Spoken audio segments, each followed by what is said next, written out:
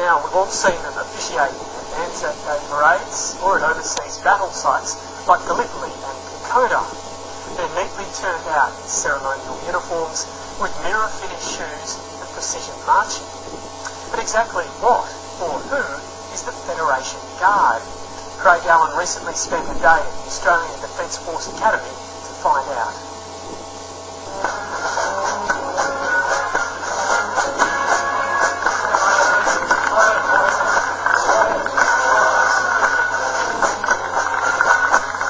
I like it. I think it needs fitness and concentration and focus and a form of self-discipline as well, which I enjoy.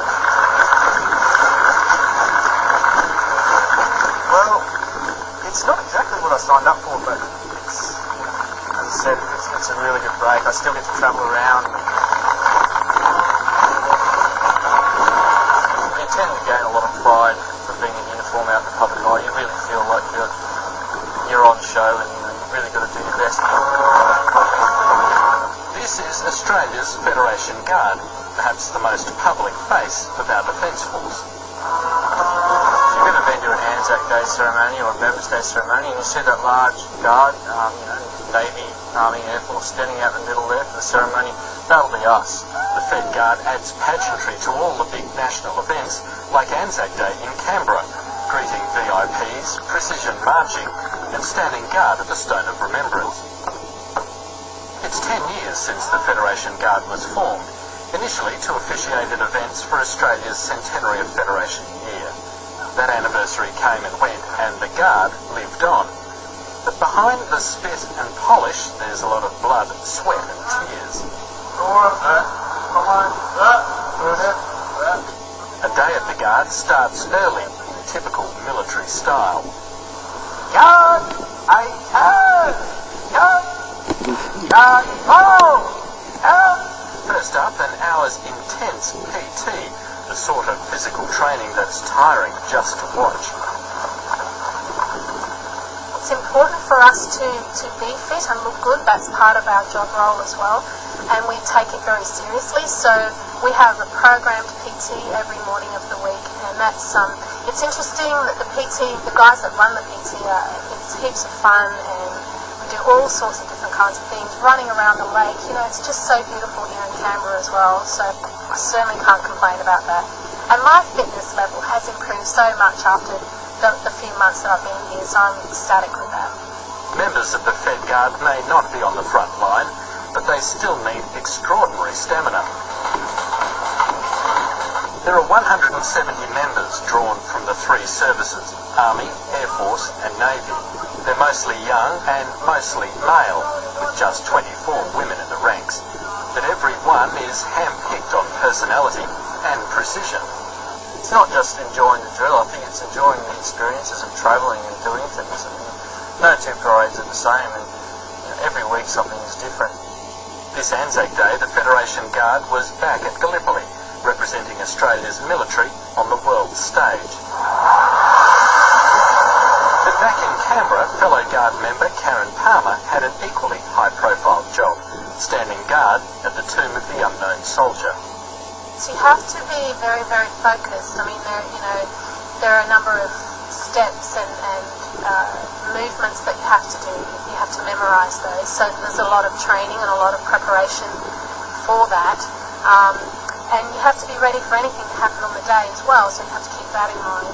And there is a little bit of pressure, I suppose, from the public, and there were so many people there on that day, and I cannot tell you how many flashlights were going off in my face that day. My eyes were watering. So it is a lot of pressure, but the feeling that you get from doing that is it's not like anything I've ever experienced before. You get tingles from doing it. Karen Palmer started her Air Force career young, but spent more than a decade away from the military, training at NIDA, then working for the Sydney Theatre Company. Now she has returned to another dramatic stage. Well, these are our training weapons. They're sort of a bit old and a bit sort of scuffed up, and when we're actually doing a ceremony out in public, we'll be using the parade ones. They're much better quality. They look better finish on them. Same with the chrome bayonets. There's all sort of nice and shiny. The rifles they use are the SLRs made famous in Vietnam. No longer in service, but certainly operational.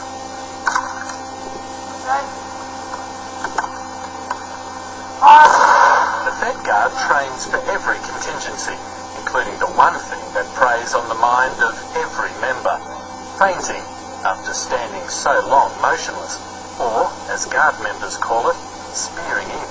I believe I have quite good self-discipline, so, but, you know, there's a lot of other little things, so you make sure you're hydrated, so that's all part of it. But also, just, you can move your eyes slightly on the ground and sort of count the little cracks in the floor and that kind of thing. So it's quite simple things, but it keeps your mind active. You wiggle your toes and just do slight things that aren't able to be seen by anyone. But that's all what we're told that we need to do in order to have the stamina to last that long, because it's quite a long time.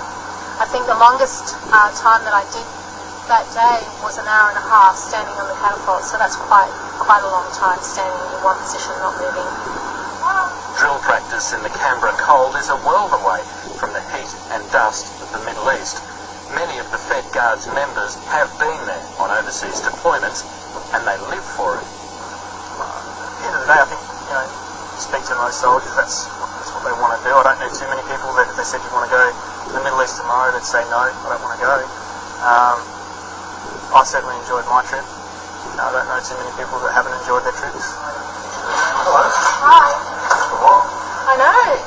So please have a little piece of that, one potato and some veggies, please. One potato. Yes, one potato. It's about having a job that I'm really proud of, I suppose, and about the mateship that we have. Much of the Federation Guard's work strikes a sombre tone, like officiating at memorial services or state funerals.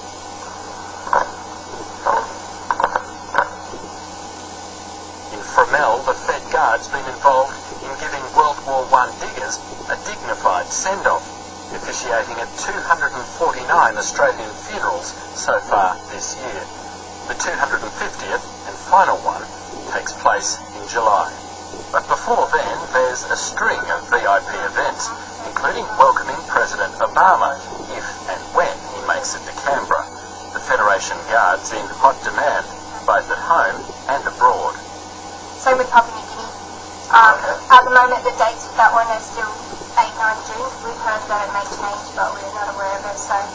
The corporal will lead the wheel, and this landmarks the position to the corporal will take 2 steps in the middle. I make sure I'm on as many parades as possible and put my hand up for pretty much everything that's going on. And there are plenty of opportunities, you know, and things that you will never get another chance to do. It's an honour to be here, to be honest with you.